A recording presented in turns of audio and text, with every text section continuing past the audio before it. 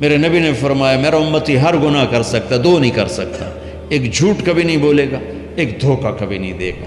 تم جھوٹ نہ بولیں، دھوکہ نہ دیں، ظلم نہ کریں، زیادتی نہ کریں۔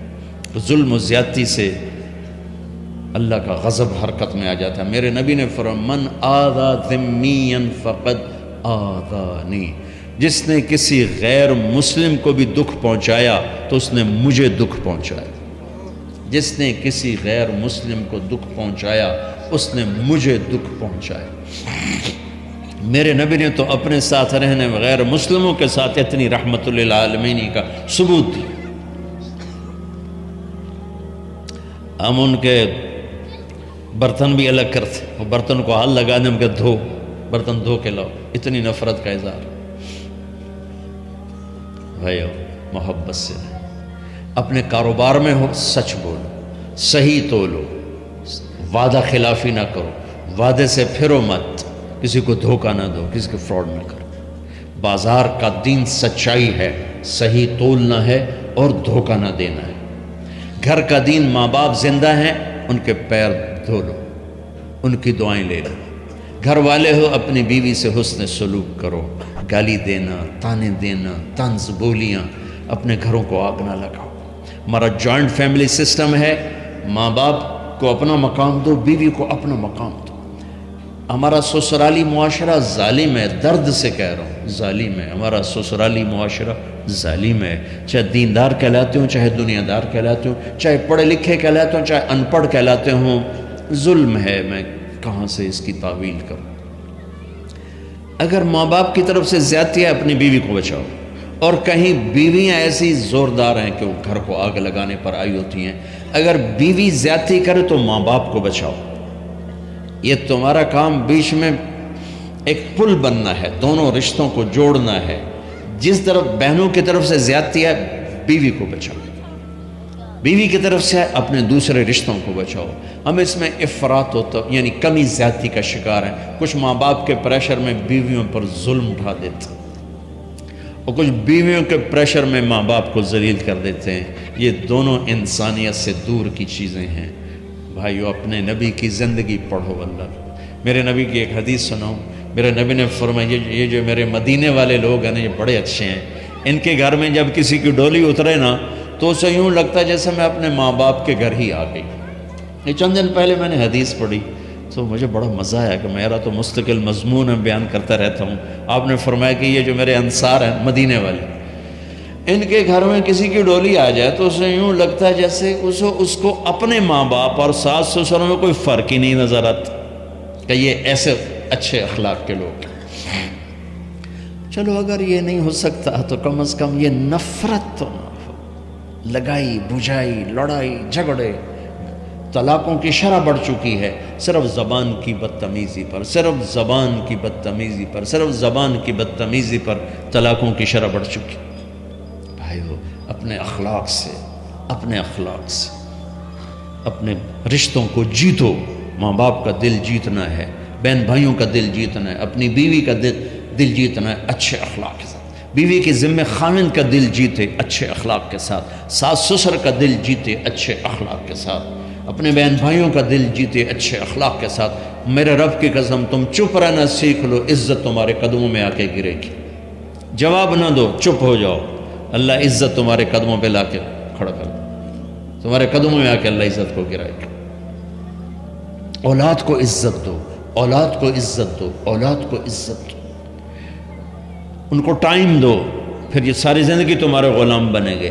3 سال کے بچے کو اسکول میں دھکا دے دیا، آیا تو ٹیوشن والے کے پاس بھیج دیا، اور خود اپنے مزے کیے، تو یہ اولاد کبھی تمہاری نہیں ہوگی۔ انہیں ٹائم دو، اور اولاد کی خواہشات کا خیال کرو۔ ان پر ایسے ماں باپ ہونے کی ایسی دھونس مت جماؤ۔ آج کل اولاد نافرمان ہے، آدھا قصور ماں باپ کا ہے، آدھا اولاد کا ہے، کہ یہ وہ شفقت اور وہ محبت اور وہ ٹائم نہیں دیتے، اس سے آگے بات خراب ہو جاتی۔ اور ایک بڑا حساس موضوع ہے۔ رشتے ناتوں میں اولاد کی رعایت کرو، اپنی اولاد کی پسند ناپسند کا خیال کرو، ان پر مسلط مت کرو۔ اولاد سے کہتا ہوں کورٹ کی شادیاں نہ کرو، عشق معشوقی کی شادیاں نہ کرو، یہ 99.9% ناکام ہو جاتی ہیں۔ زندگی اور چیز ہے، عشق معشوقی اور چیز۔ اپنے ماں باپ کی دعائیں برکتیں لے کر شادی کرو۔ لیکن ماں باپ سے کہتا ہوں اگر کہیں بچی کہہ دے میں نے نہیں کرنی یہاں، تو اللہ کے واسطے اس کی رعایت کرو، اس کو گائے بھینس نہ بناؤ کہ جس قلے نال مرضی جا کے بن چھڑو۔ انسان ہے، جانور نہیں ہے، انسان ہے۔ زندگی جس نے گزارنی اس کی رعایت کرو، اس کی رعایت کرو۔ اولاد سے کہتا ہوں ایسے لو میرج اور گرل فرینڈ بوائے فرینڈ ہمارا کلچر نہیں ہے، یہ ہلاکت اور تباہی کا راستہ۔ میں قربان جاؤں میرے نبی کی صاحبزادی جنت کی عورتوں کی سردار کا رشتہ آسمان پہ طے ہو چکا ہے کہ علی کے ساتھ کیا جائے گا۔ خبر آ چکی، جبریل آ چکے کہ یا رسول اللہ فاطمہ علی کے لیے، اور حضرت علی رشتے کا پیغام لے کر آئے، اور آپ فرما رہے ہیں انشاءاللہ۔ ہاں نہیں کی کہ انشاءاللہ، ہاں تو ہو چکی ہے، انشاءاللہ ہاں کیوں نہیں کی، ہاں ہو چکی۔ آپ کو سبق سکھانے کے، ہمیں شریعت سکھانے کے۔ گھر تشریف لے گئے، فاطمہ بیٹی علی کا رشتہ آیا ہے، ہاں کر دوں۔ اللہ اکبر۔ جب جبریل آ کے بتا چکے ہیں کہ یہ رشتہ ہو چکا ہے آسمانوں پر، اللہ نے کہہ دیا ہے کہ فاطمہ علی کا کے ہاتھ میں دی جائے گی، پھر یہ کیوں پوچھ رہے ہیں بیٹی علی کا رشتہ آیا ہے، ہاں کر دوں؟ ہمیں سکھانے کی کہ کتنی بچیاں سسک کے زندگی گزار دیتی ہیں، ماں پیو زبردستی کر دیتے ہیں۔ کتنے بچے سسک کے زندگی گزار دیتے ہیں کہ ماں باپ زبردستی کر دیتے ہیں۔ بھائیو اللہ کے واسطے شریعت پڑھو، دین پڑھو، نبی کی زندگی پڑھو۔ حضرت فاطمہ رضی اللہ تعالیٰ عنہ کا انکار کرنا تھا، کیا خیر؟ آج کل کی شریف بچی بیچاری چپ کر کے کہتی ٹھیک ہے جی میں ماں پیو دی مرضی۔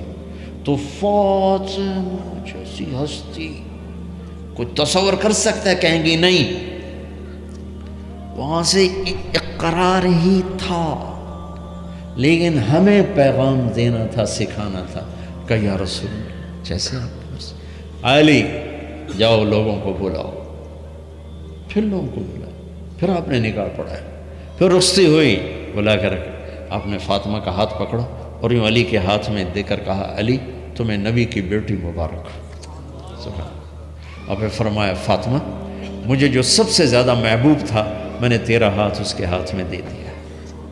بھائیو اللہ کے واسطے اپنی قومی زندگی سے نکلو، رواجی زندگی سے نکلو، پنجاب کی زندگی، پٹھانوں کی زندگی، بلوچوں کی زندگی، سندھیوں کی زندگی، یہ بت ہیں، ان کو توڑ کے نبوت والی زندگی، نبوت والی زندگی، نبوت والی زندگی وہ اختیار کریں گے، ہماری عورتوں بھی سکھی، ہمارے مرد بھی سکھی، ہماری اولاد بھی سکھی۔ تو سارے بھائی نیت کرتے ہیں نا اس کی انشاءاللہ، اللہ تعالیٰ ان کی بخشش فرمائے۔ تو آپ بھائیو ایک تو جہاں مرکز ہے اسماعیل وہاں جایا کرو، جمعرات کو آپ کو فائدہ ہوگا۔ آپ کے پاس مسجد میں جماعت آ جائے ان کے ساتھ بیٹھا کرو، اس سے آپ کو انشاءاللہ فائدہ ہوگا۔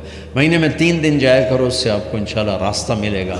اور دعا سے پہلے اگر کسی سے لڑے ہوئے ہو، مستورات میں کوئی کسی سے لڑی ہوئی ہے یا آپ کسی سے لڑے ہوئے ہو، تو کہ میں ہاتھ جوڑتا ہوں، مر جانے والی جگہ پہ کیا لڑائیاں، معاف کر دو، معاف کر دو، معاف کر دو، اللہ پہ چھوڑ دو۔